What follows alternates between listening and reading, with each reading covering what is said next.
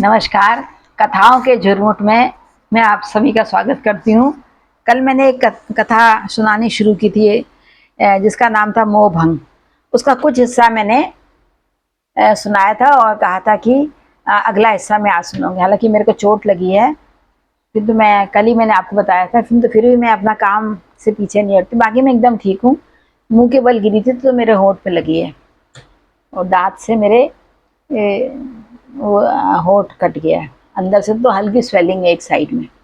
अच्छा, मैंने बताया था कल किस प्रकार से एक कौशल्या चाची और उसके पड़ोसी गिरधर के बीच की कहानी है। जो कि वो कौशल्या चाची जो है वो घर में अकेले रहती है, उनके बेटे जो हैं बाहर रहते हैं। और वो किस प्रकार से जो पड़ोस के बच्चे हैं वो उससे उनसे निश्चल प्यार करते हैं। और जबकि वो जब भी उसके बेटों के बच्चे आते हैं उनको अधिक महत्व देती है। किंतु कुछ बातें ऐसी होती हैं जिससे उसका ये मोह भंग हो जाता है। उसको पता चलता है कि असल मेरे भले ही मेरे रक्त संबंधी ना हो, ये कितने मेरे अपने हैं। तो उसके आगे बताती हूँ।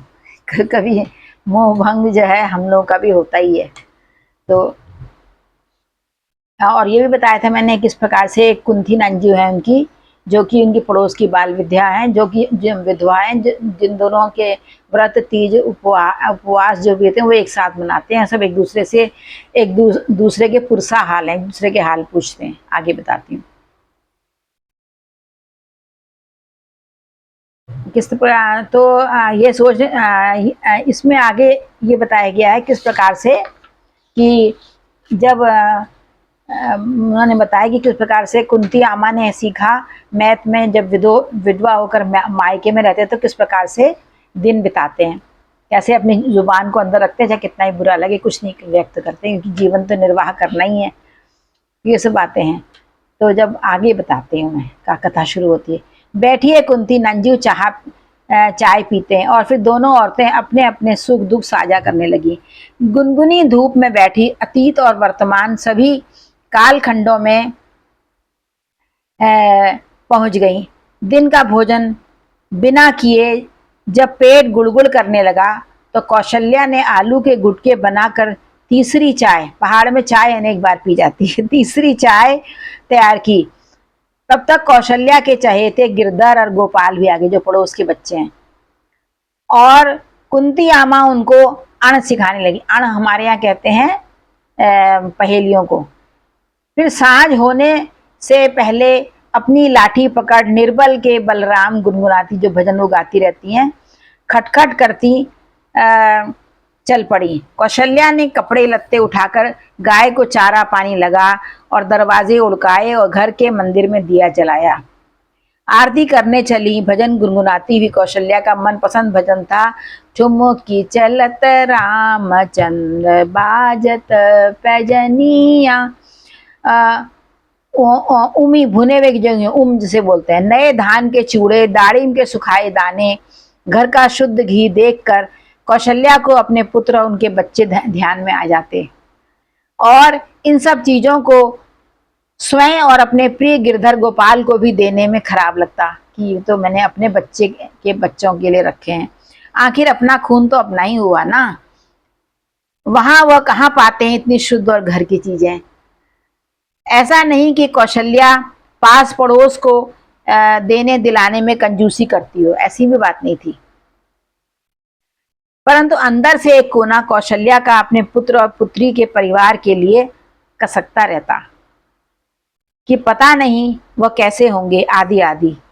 यहाँ यही पड़ोसी उनके थे, फिर भी हृदय का एक कोना यहाँ के लोगों को पराया और अपनी कोख जायों को अपना ही मानता था। कौशल्या को अपने बच्चों से कई धक्के या कटु अनुभव हो चुके थे, फिर भी सगे और पराये की एक रेखा उनके दिल और दिमाग पर राज करती थी।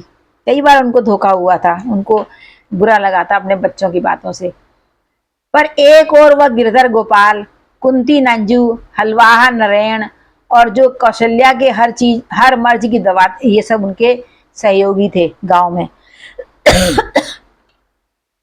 दूसरी ओर कौशल्या के दुख दर्द की नब्ज को सही न पकड़ने वाली उनकी संतानें भी थी। पर अब तक परड़ा संतान का ही भारी था। धीरे धीरे कौशल्या की शक्ति क्षीण होती जा रही थी। उनकी संतान और उनके बीच की दूरी भी बढ़ती जा रही थी। इसके बाद भी जो स्थान कौशल्या ने अपनी संतान को अपने दिल दिमाग में बसाकर दे रखा था, वह और किसी का न था। वैसे कौशल्या की तीनों संतानें पढ़ाई लिखाई, हुनर, हैसियत में गांव के लोगों के मध्य चर्चा के विषय थे। सब कहते ख्यालराम जुग जय औलाद, अर्थात ख्याली राम जी जो कौशल्या के पति थे की जैसी औलाद। कौशल्या सबसे प्यार और लगाव रखती थी।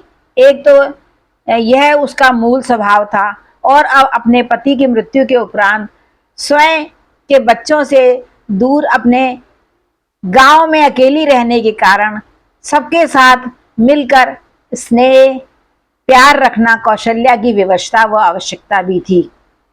गिरिधर और गोपाल नामक जो दो बालक कौशल्या की खोज खबर रखते थे, वह तो कौशल्या को अपने घर के लोगों जैसा या उससे ही ज्यादा कुछ समझते थे। बच्चे में के मन में भेद नहीं था। कौशल्या थोड़ा सा सोचती थी मेरे अपने बच्चे, बच्चों के बच्चे और ये, जबकि काम यही लोग आते थे। पर कौशल्या का मन इस मामले में पक्षपाती था।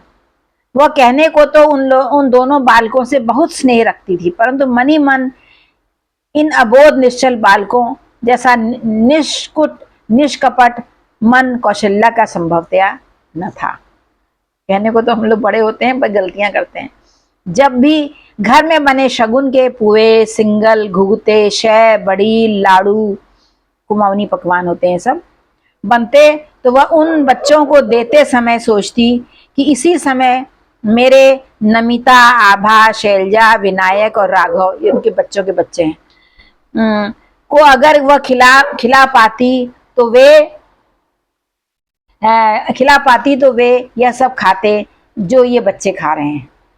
ऐसी सोच एक दादी एक नानी की अस्वाभाविक तो न थी, परंतु गिरिधर और गोपाल तो कौशल्या के मन के अंतर्द्वंद से नावाकिफ थे। उनके लिए कौशल्या रामायण की कौशल्या माँ सरीखी थी। बस यही अंतर था उन बच्चों और बुजुर्ग कौशल्या में। मानव शायद जब तक अबोध रहता है तभी तक सच्चा और बिन पर्दे और बिन पक्षपात के होता है। जैसे ही उसमें दुनिया की दुनियादारी समाहित होती है, वैसे ही भेदभाव, पक्षपात जैसे शत्रुओं को अपने मन में पालित पोषित करने लगता है और सच्चाई से दूर हो जाता है। कुछ हद तक तो यह चलन निरापद होता है, परंतु जब यह दिल दिमाग में छा जाता है और भ्रम टूटने पर हृदय विदारक और हृदय परिवर्तनशील भी होता है, जो अनेक मिथक तोड़ देता है, एक नया व्यक्तित्व जन्म लेता है। कहीं मैंने पढ़ा था कि दया और मोह विवेक और न्याय का नाश को खत्म करते हैं। इसीलिए कई बार जब ममता अंधी होकर व्यवहार करती है तो अंधकार छा जाता है, न कि उजाला। तो इस प्रकार से मैं इसका ये भाग आपको आज मैंने सुनाया, और कल मैं इसका समापन किस्त आपको बताऊंगी। बताइएगा कैसा लगा। मेरे इस चैनल को भी आप प्यार दीजिए, और जिन्होंने अभी तक वो प्रशंसा अगर आपका चाहते हैं तो लगता है तो बताइए, और आलोचना भी कर सकते हैं। और जिन्होंने अभी तक मेरे इस वाले चैनल को सब्सक्राइब नहीं किया वो सब्सक्राइब कर दें तो बड़ी कृपा होगी, तब मेरा उत्साह वर्धन होगा, और तो कुछ नहीं। नमस्कार।